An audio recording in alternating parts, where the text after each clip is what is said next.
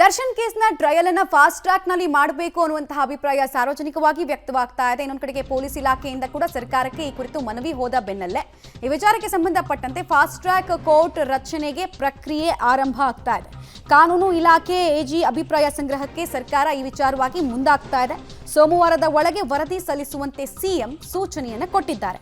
Kalaburagi ಕ್ಯಾಬಿನೆಟ್ನಲ್ಲಿ climax ಸಿಗುತ್ತಾ? ಹಾಗಾದ್ರೆ Darshan case ವಿಚಾರವಾಗಿ ಸರ್ಕಾರದ ಹೆಜ್ಜೆ ಕಲಬುರಗಿಯ ಕ್ಯಾಬಿನೆಟ್ನಲ್ಲೇ ಸಿಗುತ್ತಾ? ದರ್ಶನ್ ಪಾಲಿಕೆ ಇದು ಕ್ಲೈಮ್ಯಾಕ್ಸ್ ಆಗುತ್ತಾ, ನಿರ್ಣಾಯಕ ಆಗುತ್ತಾ ಅನ್ನುವಂತಹ ಕುತೂಹಲ ಕೂಡ ಇದ್ದೇ ಇದೆ. ಬೇಗ ಬೇಗ ಟ್ರಯಲ್ ಮುಗಿದು ಆರೋಪಿಗಳು ಕನ್ವಿಕ್ಟ್ ಆಗ್ತಾರಾ ಅಥವಾ ಅಕ್ವಿಟ್ ಆಗ್ತಾರಾ ಅನ್ನೋದು ಬೇಗನೆ ಗೊತ್ತಾಗ್ಬಿಡುತ್ತೆ ಫಾಸ್ಟ್ ಟ್ರ್ಯಾಕ್ ಟ್ರಯಲ್ ಆರಂಭ ಆದ್ರೆ ಅನ್ನೋದು ಒಂದು ನಂಬಿಕೆ. ಕಾನೂನು ಪಂಡಿತರು ಕೂಡ ಡೇ ಒನ್ ಇಂದ ಇದನ್ನೇ ಬಯಸಿದ್ರು. ಅದನ್ನ ತೀರ್ಮಾನ ಮಾಡ್ತಾರೆ. ಅದಕ್ಕೆ ಕೋರ್ಟ್ ತೀರ್ಮಾನ ಮಾಡುತ್ತೆ. ಅದು ಒಂದು ಚಿಂತನೆ ಇದೆ. ಯಾಕೆಂದರೆ ಬೇಗ ಮುಗಿದೋದ್ರೆ ಅದು ಕೇಸು ಏನು ತೀರ್ಮಾನ ಕೋರ್ಟ್ ತೀರ್ಮಾನ ಮಾಡುತ್ತೋ. ಈಗ ಅವರೆಲ್ಲ ಚಾರ್ಜ್ ಶೀಟ್ ಸಬ್ಮಿಟ್ ಮಾಡಿದ್ದಾರೆ. ಎಫೆಕ್ಟಿವ್ ಆಗಿ ಅದನ್ನೇನೇನು ಎವಿಡೆನ್ಸಸ್ಸು ಸಿಕ್ಕಿದೆಯೋ ಅದನ್ನೆಲ್ಲ ಸಬ್ಮಿಟ್ ಮಾಡಿದ್ದಾರೆ. ಅದರ ಆಧಾರದ ಮೇಲೆ ತೀರ್ಮಾನ ಆಗುತ್ತೆ. ಆ ಮನವಿ ನನ್ನ ಗಮನಕ್ಕೆ ಇನ್ನೂ ಬಂದಿಲ್ಲ. ನಮ್ಮ ಇಲಾಖೆ ಗಮನಕ್ಕೆ ಬಂದಿರಬಹುದು. ಹಾಗೇನಾದರೂ ಬಂದರೆ ನಾನು ಸನ್ಮಾನ್ಯ ಮುಖ್ಯಮಂತ್ರಿಗಳ ಜೊತೆ ಚರ್ಚೆ ಮಾಡಿ ಮುಂದಿನ ಹೆಜ್ಜೆ ಇಡ್ತೇನೆ. ಡೀಟೇಲ್ಸ್ ಕೊಡ್ತಾರೆ.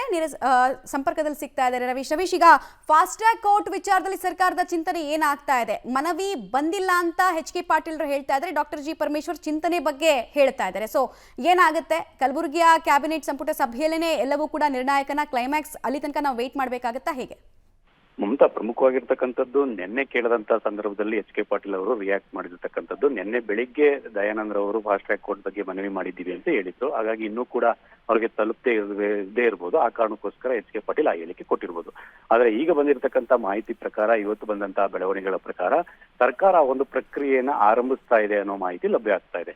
ಪ್ರಮುಖವಾಗಿ ಸರ್ಕಾರದಿಂದ ಆ ಒಂದು ಕಾನೂನು ಇಲಾಖೆ ಮತ್ತೆ AG ಅವರಿಗೆ ಅಭಿಪ್ರಾಯವನ್ನ ಒಂದು ವರದಿಯನ್ನ ಸಲ್ಲಿಕೆ ಮಾಡಬೇಕು ಅಂತಲೂ ಕೂಡ ಈಗಾಗಲೇ ಸೂಚನೆ ಕೊಟ್ಟಿರ್ತಕ್ಕಂಥದ್ದು. ಅದರಲ್ಲೂ ಕೂಡ ಸೋಮವಾರದ ಒಳಗಡೆ ತಮ್ಮ ಅಭಿಪ್ರಾಯವನ್ನ ಸಲ್ಲಿಕೆ ಮಾಡಿ ಒಂದು ಫಾಸ್ಟ್ ಟ್ರ್ಯಾಕ್ ಕೋರ್ಟ್ ರಚನೆ ಬಗ್ಗೆ ಅನ್ನೋದ್ರ ಬಗ್ಗೆ ಕೂಡ ಸೂಚನೆ ಕೊಟ್ಟಿದ್ದಾರೆ. ಅದಾದ ಬಳಿಕ ಕಲಬುರಗಿಯಲ್ಲಿ ಮಂಗಳವಾರ ವಿಶೇಷ ಕ್ಯಾಬಿನೆಟ್ ಇದೆ.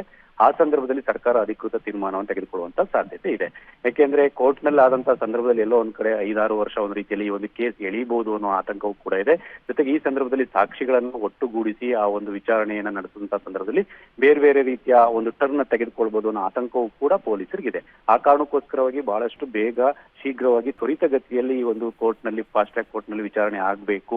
ಆದ್ರೆ ಎಲ್ಲೋ ಒಂದ್ ಕಡೆ ಆ ನ್ಯಾಯ ಸಿಗೋದಕ್ಕೆ ಸಾಧ್ಯ ಆಗತ್ತೆ. ಒಂದು ಚಾರ್ಜ್ ಶೀಟ್ ಸಲ್ಲಿಕೆಗೆ ಅನುಗುಣವಾಗಿ ನಾವು ಕೂಡ ಒಂದು ರೀತಿಯಲ್ಲಿ ಅದಕ್ಕೆ ಕಷ್ಟಪಟ್ಟಂತಹ ಸಂದರ್ಭದಲ್ಲಿ ಅದಕ್ಕೆ ನ್ಯಾಯ ಸಿಗ್ಬೋದು ಅನ್ನೋದು ಪೊಲೀಸರ ಇರಾದೆ. ಆ ಕಾರಣಕ್ಕೋಸ್ಕರವಾಗಿಯೇ ಸರ್ಕಾರಕ್ಕೆ ಮನವಿಯನ್ನು ಸಲ್ಲಿಸಿದ್ದಾರೆ. ಯಾಕೆಂದ್ರೆ 17 ಜನ ಆರೋಪಿಗಳಿದ್ದಾರೆ. 100ರಷ್ಟು ಸಾಕ್ಷಿಗಳನ್ನು ಕೂಡ ಸಂಗ್ರಹ ಮಾಡಿರ್ತಕ್ಕಂಥದ್ದು. ಅವ್ರನ್ನೆಲ್ಲ ಒಂದ್ ರೀತಿಯಲ್ಲಿ ವಿಚಾರಣೆ ಮಾಡೋದು ಒಂದ್ ರೀತಿಯಲ್ಲಿ ಲಾಂಗ್ ಪ್ರೋಸೆಸ್ ಆಗುತ್ತೆ. ಈ ನಿಟ್ಟಿನಲ್ಲಿ ಕೋರ್ಟ್ ನಲ್ಲಿ ಮಾಡಿದಂತಹ ಸಂದರ್ಭದಲ್ಲಿ 3-4 ವರ್ಷ ಹೇಳಿದ್ರೆ ಅದು ಕಷ್ಟ ಆಗುತ್ತೆ ಅನ್ನೋ ಕಾರಣಕ್ಕೋಸ್ಕರವಾಗಿ ಎಲ್ಲೋ ಒಂದ್ ಕಡೆ 1-1.5 ವರ್ಷದ ಒಳಗಡೆ ಇದನ್ನೆಲ್ಲವನ್ನು ಕೂಡ ಪೂರ್ಣಗೊಳಿಸಬೇಕು ಅನ್ನೋ ದೃಷ್ಟಿಯಿಂದ ಪೊಲೀಸರು ಒಂದು ಸರ್ಕಾರಕ್ಕೆ ಮನವಿ ಮಾಡಿಕೊಂಡಿದ್ದಾರೆ. ಪೊಲೀಸರ ಮನವಿಗೆ ಸರ್ಕಾರದಿಂದ ಸಕಾರಾತ್ಮಕವಾಗಿ ಸ್ಪಂದನೆ ಇಲ್ಲಿ ತನಕ ಕೂಡ ಸಿಕ್ಕಿದೆ. ಹಾಗಾಗಿ ಕಾನೂನು ಇಲಾಖೆ ಮತ್ತು AG ಅವರ ಅಭಿಪ್ರಾಯವನ್ನು ಪರಿಗಣಿಸಿ ಕಲಬುರಗಿ ಕ್ಯಾಬಿನೆಟ್ ನಲ್ಲಿ ಮಹತ್ವದ ತೀರ್ಮಾನ ತೆಗೆದುಕೊಳ್ಳುವಂತ ಸಾಧ್ಯತೆ ಇದೆ. ಮಮತಾ, ಧನ್ಯವಾದ ರವೀಶ್ ತಮ್ಮ ಮಾಹಿತಿಗಾಗಿ.